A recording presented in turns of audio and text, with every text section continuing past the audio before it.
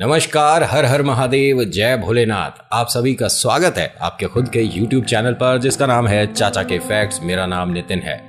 मैं यहाँ से क्या परोसता हूँ सबसे पहले आपको ये बता देता हूँ। फैक्ट्स, ईश्वर से जुड़े चमत्कार, रोचक पौराणिक कथाएं और तीसरी शक्ति के प्रकोप, ये मैं यहाँ से बताता हूँ।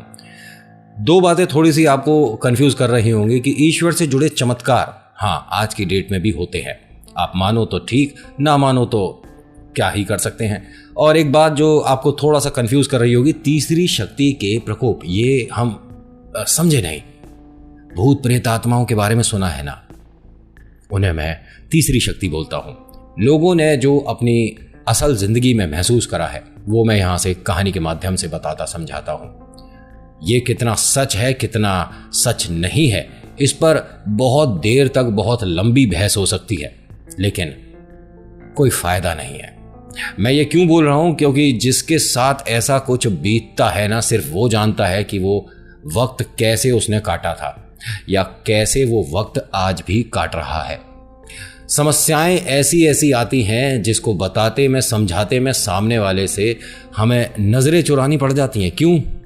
क्या ये हमारी बात मानेगा? क्या ये सच मानेगा? क्या इसे यकीन होगा हमारी बातों का? मैं उनमें का नहीं।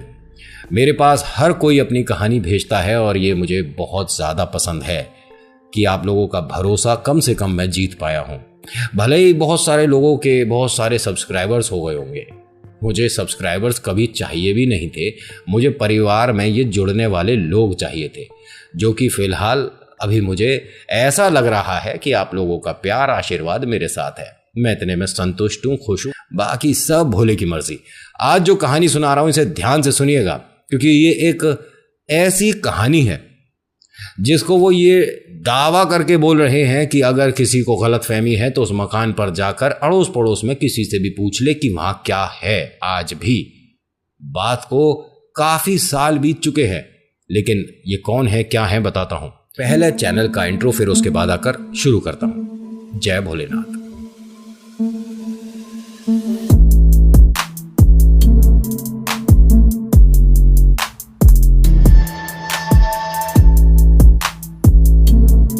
अब मैं कहानी सुनाने से पहले बहुत जरूरी बात आप सभी को बोलूंगा, जो मैंने शायद आज से पहले कभी नहीं बोली है।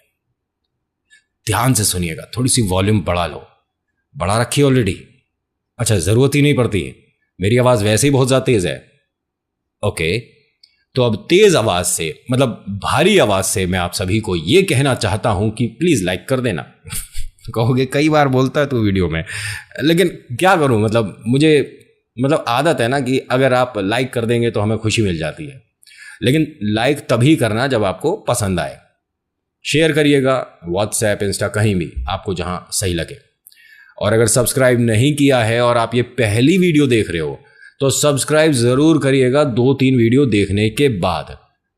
आपको अच्छी लगी तब आपने सब्सक्राइब करना है। ऐसे नहीं कि बातचीत हो रही है तो बस सब्सक्राइब कर देते हैं, ऐसे नहीं, आपको पसंद आए तब। अब कहानी की तरफ लिए चलता हूं। होता क्या है कि काफी समय पहले की बात है, लेकिन ये कहानी मेरे तक आई कैसे?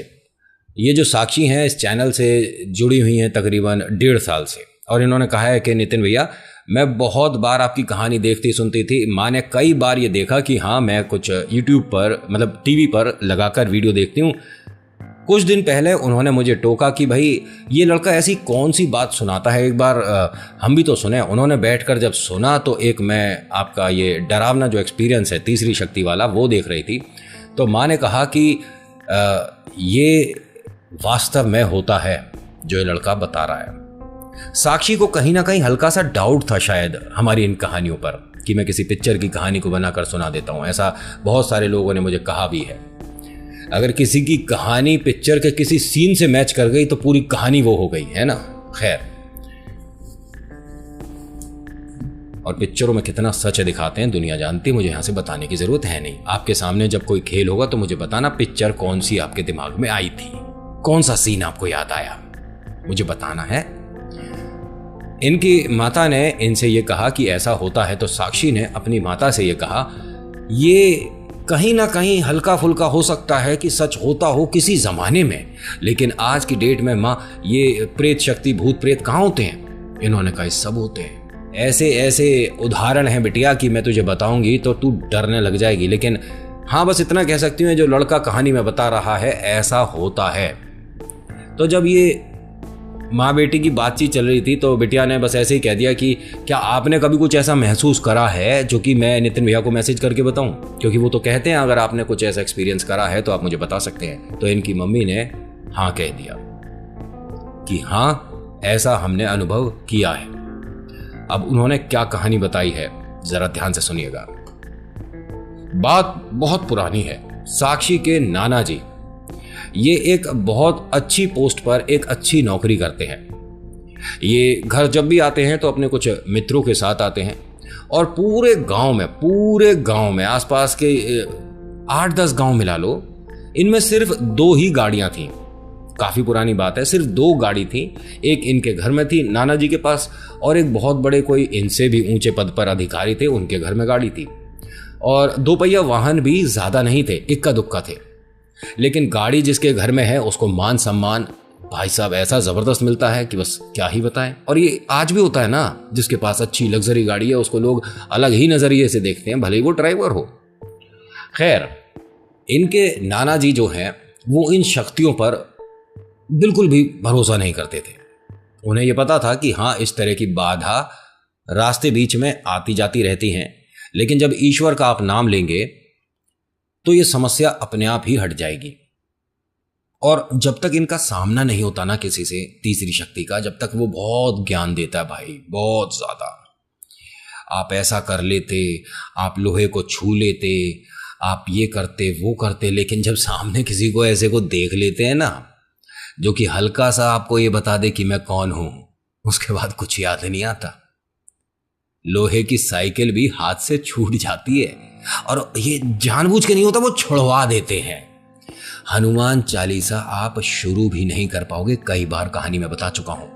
ये इनके ऊपर डिपेंड करता है, आप कितनी शिद्दत से इनके पास जाना चाहते हो। ये इंतजार में है, बस आपको मन से इन्हें बुलाना है ना।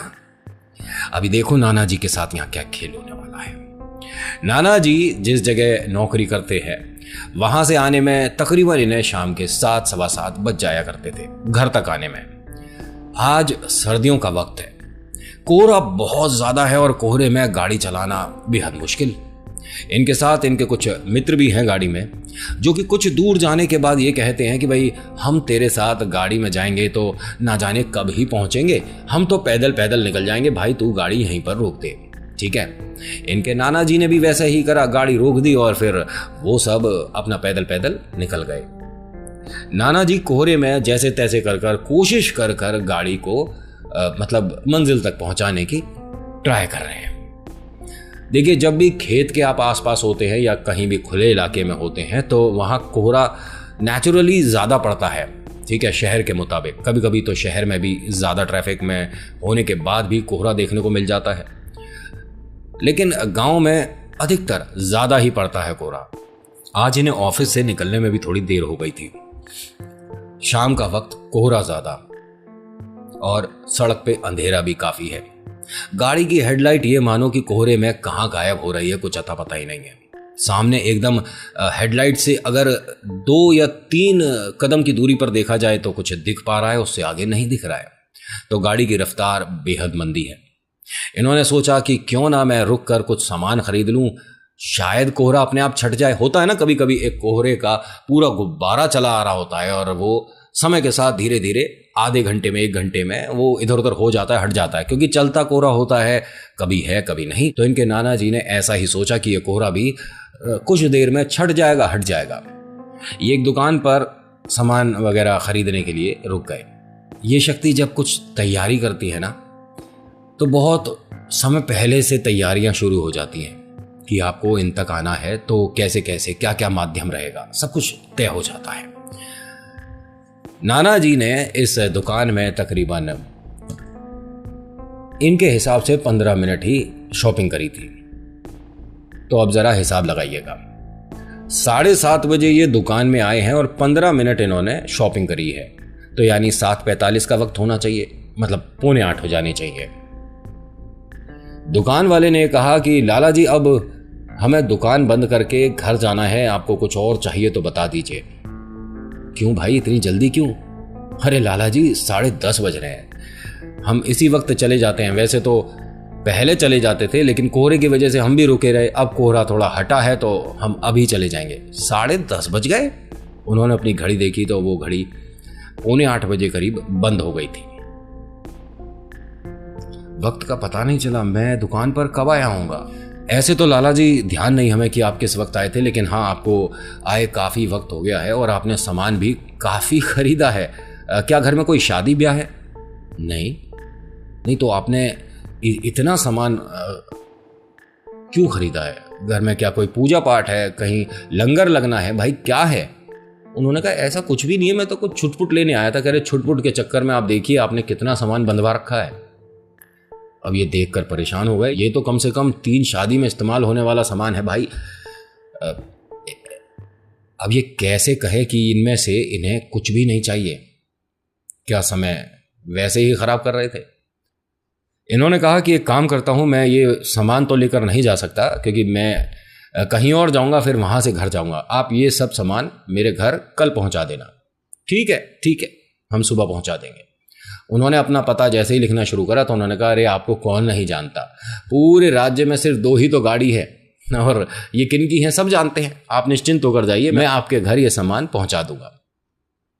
अब ये गाड़ी में बैठकर चिंतित, परेशान और थोड़े से डरे हुए कि ऐसा आज तक नहीं हुआ कि मैं मतलब ऐसा कुछ कभी महसूस कर पाया हूं कि समय तो सिर्फ 15 मिनट हुआ था, लेकिन घड़ी मुझसे आगे कैसे चल रही है। हो जाता है कभी कभी, उम्र का तकाजा है भाई। कुछ समय में रिटायरमेंट भी आ जाएगी, तो क्या पता मेरी गलतफहमी हो। गाड़ी में बैठे हैं, चले हैं तो देखते हैं ये 2 रास्ते हैं, एक जा रहा है लेफ्ट और एक जा रहा है राइट। जो राइट में जा रहा है ये जंगल से होता हुआ जा रहा है और जो लेफ्ट में है ये रास्ता आधा तो दिख नहीं रहा क्योंकि इस तरफ कोहरा है। और जो राइट हैंड साइड वाला है जो थोड़ा खराब सा है, कच्चा रास्ता है, जिसे जंगल बोल सकता हूं, जो जंगल वाला रास्ता है उसमें, जो कि ऐसा नहीं होना चाहिए, कोहरा नहीं दिख रहा। इसे कहते हैं रास्ता बनाना। आप उसी रास्ते चलोगे जिस रास्ते वो आपको बुलाएगा। वो आप समझ रहे हो ना मैं किनको बोल रहा हूं? तो इनके लिए रास्ता बनता जा रहा है। इन्होंने भी गाड़ी नेचुरली उसी तरफ मोड़ी जिस तरफ इनका बुलावा था, इनको बुला रहा था कोई। जैसे ही गाड़ी मोड़ी है ये मानो कि कोहरा भी इनकी गाड़ी के पीछे पीछे चल रहा है। इन्होंने जब शीशे में देखा तो पीछे बिल्कुल एकदम वाइट दिख रहा है, जबकि ऐसा नहीं होना चाहिए भाई। जब सामने कोहरा नहीं है तो एकदम से गाड़ी के पीछे कोहरा आएगा कैसे? ये एक शुरुआत है कि तू जिस घेरे में आ रहा है ये घेरा मैंने बनाया है और इस घेरे से बाहर भी तू मेरी वजह से निकलेगा, मेरे साथ निकलेगा या नहीं निकलेगा। अब इन्होंने अपनी गाड़ी की रफ्तार बढ़ा दी क्योंकि काफी देर हो गई है। उस वक्त फोन वगैरह नहीं हुआ करते थे जो घर पर फोन कर दें या घर से इनके पास फोन आ जाए, मतलब मोबाइल के बारे में बात कर रहा हूं। अब इन्होंने जैसे ही गाड़ी की रफ्तार बढ़ाई है तो सडनली इन्हें को जंगल में ऐसी आवाज सी आने लग गई जैसे कि इनकी गाड़ी के साथ साथ कोई तेज दौड़ रहा है। इन्होंने रफ्तार हल्की सी मंदी करी और शीशे को नीचे करने की कोशिश करी, ठीक है, और आधा ही शीशा नीचे हुआ था। इन्होंने झांक कर जब देखने की कोशिश करी तभी सामने इन्हें कोई महिला दिखी। इन्होंने एकदम से ब्रेक मारे, ठीक है, घबराहट के मारे पसीने पसीने हो गए। ये इन्हें ऐसा लगा कि शायद एक्सीडेंट। बाहर उतर कर देखते हैं तो वो महिला साइड में नीचे बैठी हुई है।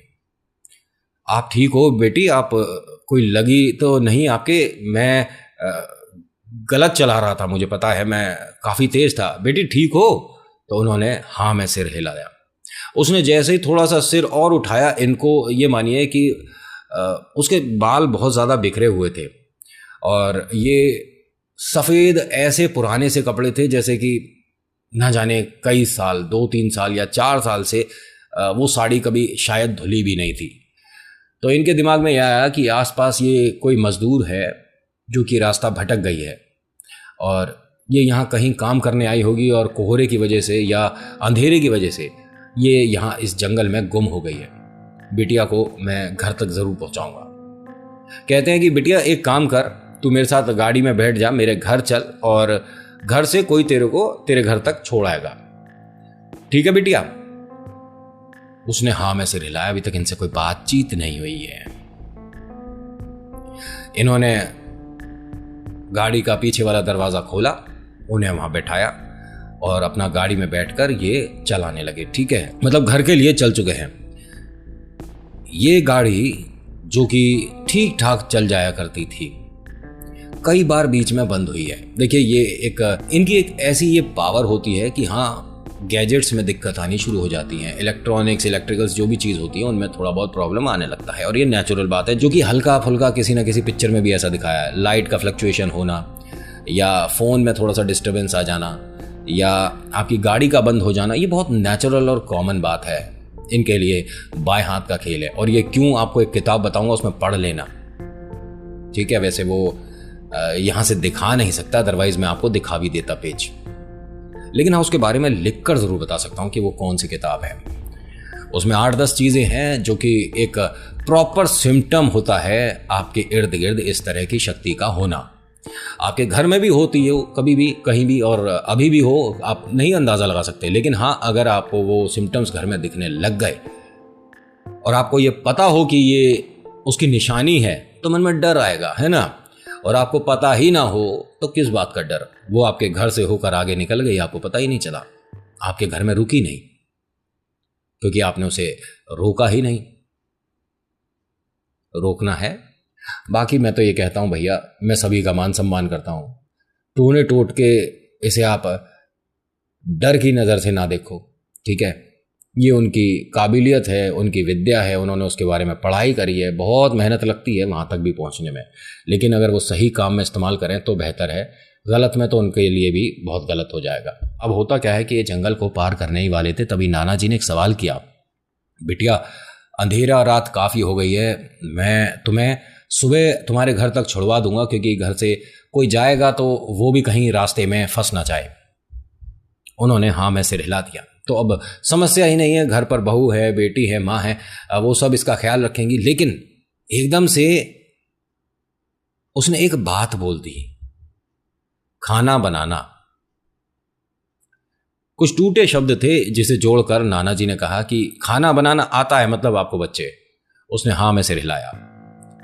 मतलब आप हमारे घर पर खाना बनाओगे, कुछ ऐसा कहना चाहते हो? उसने फिर हाँ में सिर हिलाया। अब ये उम्रदार हैं, ये उनकी तमीज़ कहिए, तहजीब कहिए, उन्होंने घूंघट कर रखा है काफ़ी लंबा। जो पीछे बैठी हैं अभी तक तो इंसान ही समझ रहे हैं, आप भी और ये भी। अभी तो आप इंसान ही समझिए, आगे पता चलेगा, क्या पता इनके साथ कोई और हो, ये वास्तव में इंसान निकले, कुछ भी हो सकता है। कहानी को पूरी सुननी चाहिए, बीच में ना जाने कौन सी बात छूट जाए और सस्पेंस रह जाए। होता क्या है, ये जैसे ही घर पहुंचे हैं तभी घर वाले सभी जो दरवाजे पर खड़े थे आकर इनको चारों तरफ से घेर लेते और कहते हैं कि आप कहाँ रह गए थे, हमने आपको कितना याद किया, हमारे मन में ना जाने कैसे कैसे सवाल आ रहे थे, कैसी कैसी बातें आ रही थी, आप ठीक हो? उन्होंने कहा मैं बिल्कुल ठीक हूँ, मेरी गाड़ी के आगे बिटिया आ गई थी और मुझे इसलिए थोड़ी सी देर हो गई। उसे देखा, उसने काफ़ी लंबा घूंघट कर रखा था और उसकी साड़ी वगैरह बहुत ज़्यादा मटमैली सी हो रही थी, गंदी सी हो रही थी, जैसे कि हाँ ये कह सकते हैं कि कहीं वो काम वगैरह कर, जैसे कि आप जब ढलाई वगैरह होती है उसमें कुछ काम कर रही हो, या ये भी कह सकते हैं कि ये स्वस्थ ना हो, कोई समस्या है इन्हें जिसकी वजह से ये इस तरह से दिख रही हैं। इन्हें घर पर लाते हैं तभी इनके जो नाना जी हैं बोलते हैं कि इस बिटिया ने मुझे ये कहा था कि आज का खाना ये बनाएगी और मैं चाहता हूं कि बिटिया को बनाने दिया जाए। आप सब क्या कहते हो? बिटिया तेरा नाम क्या है? नाम पूछा, उसने कोई जवाब नहीं दिया। कहाँ रहती है? कोई जवाब नहीं। अच्छा खाना बनाना आता है ना तुझे? उसने हाँ में सिर हिलाया। अब जैसे ही ये सब बातें हुई तो वो रसोई की तरफ उठकर अपने आप चल दी। पहली बात तो ये कि इसे बताया नहीं गया था कि इस तरफ रसोई है, और ये देखकर जो नानी माँ है उन्हें बड़ा अजीब लगा कि ये कोई हो सकता है 1% की इंसान नहीं है। जिस तरह का इसका बर्ताव है, मुझे कुछ छल दिख रहा है, मुझे कुछ जिसे कहते हैं ना कि छलावा दिख रहा है, या मुझे कोई प्रेत शक्ति दिख रही है, कोई बुरी आत्मा है ये। इनकी नानी जो है इस विषय में थोड़ा ज़्यादा ज्ञान रखती हैं और दो एक बातें जो कि इसकी तरफ इशारा कर रही थी कि ये शायद इंसान नहीं है। पहला, इनके घर में बाहर जो गाय बंधी हुई थी, ठीक है, वो बिदकनी शुरू हो गई थी, उसने सिर हिलाना शुरू कर दिया। इनके घर में एक पेट था, मतलब डॉगी जो था, वो इससे डर कर बहुत, मतलब जिसे कहते हैं ना, उसके चेहरे पर जो डर दिख रहा है, डॉगी के चेहरे पर जो डर दिख रहा था, उससे इन्हें थोड़ा सा अनुमान लगा कि शायद हमारे घर से कोई प्रेत शक्ति होकर गई है, या हमारे डॉग ने या हमारी गाय ने इस तरह की किसी शक्ति को आते जाते देखा, क्योंकि ये दोनों बहुत आराम से देख लिया करते हैं इन शक्तियों को।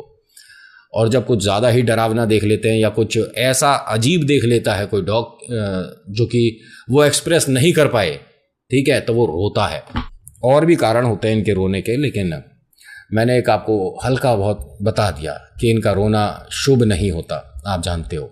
गाय का इस तरह से बिदकना, सिर हिलाना खूंटे में बंधने के बाद भी, ठीक है, उसे पता चल जाता है, साफ देखती है गाय भी और डॉगी भी।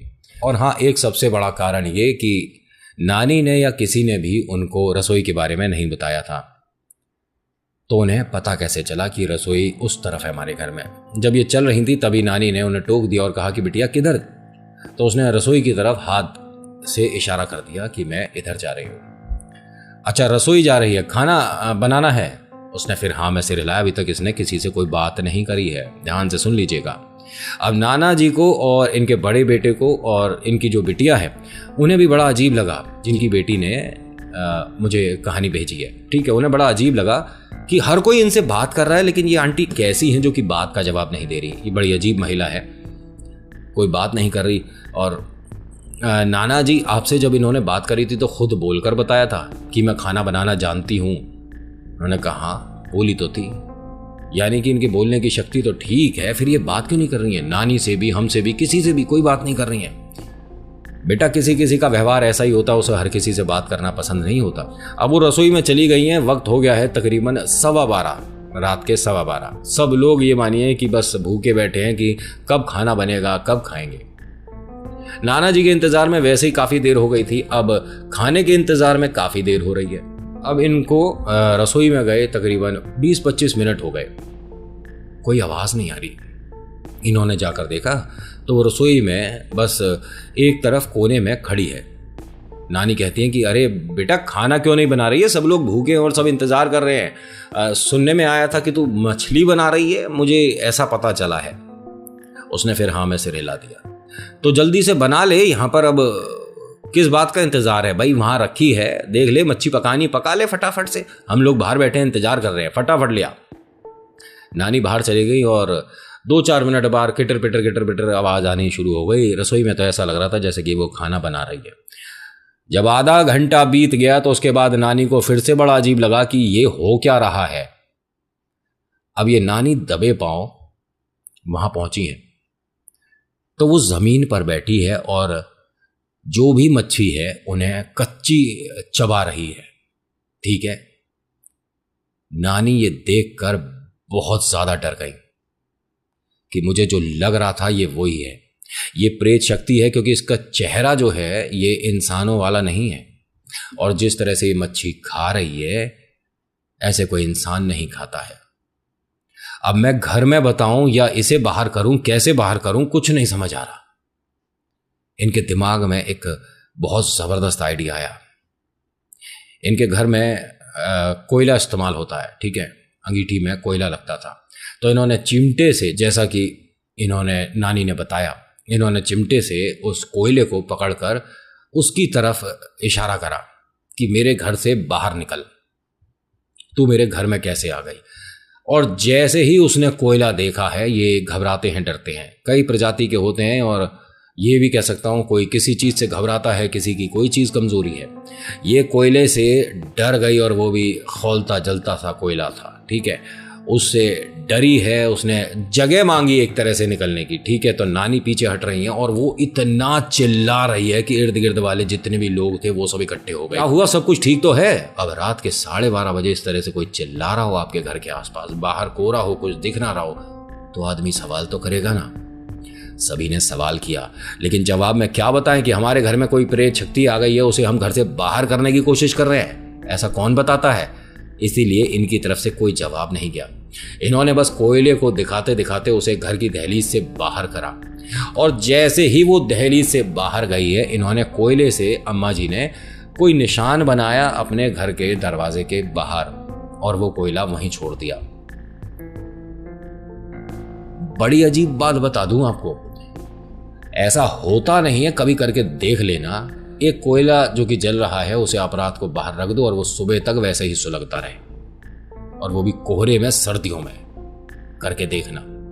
इनके सुबह घर के बाहर भी 6:30-7 बजे वो कोयला सुलग रहा था, और इन्होंने, माता जी ने कुछ पढ़कर क्या करा, वो उसके बाद उसके इर्द गिर्द पानी की कुछ छींटे लगाकर उसे लकड़ी से कुछ, मतलब जो भी उन्होंने करा था, उसके बाद वो शांत हुआ। मतलब उसे छुआ नहीं, लेकिन वो करने के बाद वो शांत हो गया। अब एक बात सुनिए, कहानी यहां पूरी हो गई है। वैसे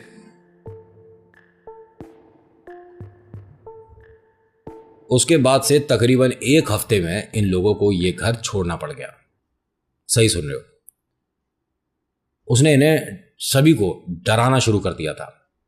मतलब कि उस घर में मैं आऊंगी, मुझे इस घर से बाहर निकाला था जहां मुझे एक तरह से भोजन मिला था, ठीक है, मुझे खाना मिला था, मैं यहां आऊंगी जरूर। इन सभी को डराना शुरू कर दिया था। कभी पेड़ पर दिख रही है, कभी दरवाजे के बाहर खड़ी है, कभी सब लोग सो रहे हैं तो जंगले के पास से एकदम से कुछ कोई गया है निकलकर। इनकी रसोई में बार बार बर्तन गिरना, ये बहुत आम सी बात हो गई थी इन लोगों के लिए। तो इन सभी को वो घर जल्दी छोड़ना पड़ गया। आसपास के इलाके में सबसे बड़ा मकान था इनका, जगह तो छोटी सी बात कहूँगा, वो पूरा स्टेट छोड़ना पड़ा था। समझ रहे हो, जैसे कि यूपी से वो एमपी चले गए, कुछ ऐसा होना ज़रूरी हो गया था। उसके बाद ही इन्हें एक तरह से शांति मिली थी। और ये बात आंटी ने जो बताई है, साथ ही साथ ये कहा था कि आज भी वो जो घर है उसमें, मतलब उसका स्ट्रक्चर तो अब बदल चुका है, लेकिन आवाज़ें आज भी आती हैं, और हम उस आवाज़ को, उस चीख को भूल नहीं सकते। जब भी हम उस तरफ जाते हैं तो हमें वो सुनाई देती है। और इसके लिए कोई समय निर्धारित नहीं है कि रात को इतने बजे ही आएगी आवाज़, या दोपहर के 2 बजे ही आएगी, रात के 3:15 और 4:15 का समय इनका होता है। नहीं नहीं नहीं, कभी भी। वो बस इनको हर बार ये बता देती है कि मैं आज भी यहां हूं, गलती से भी वापस मत आना। खैर, इनके घर पर अब किसी भी तरह की कोई समस्या नहीं जहां ये लोग रहते हैं, और इनमें से किसी पर वो आई भी नहीं थी कि वो कुछ खेल हो उसके साथ।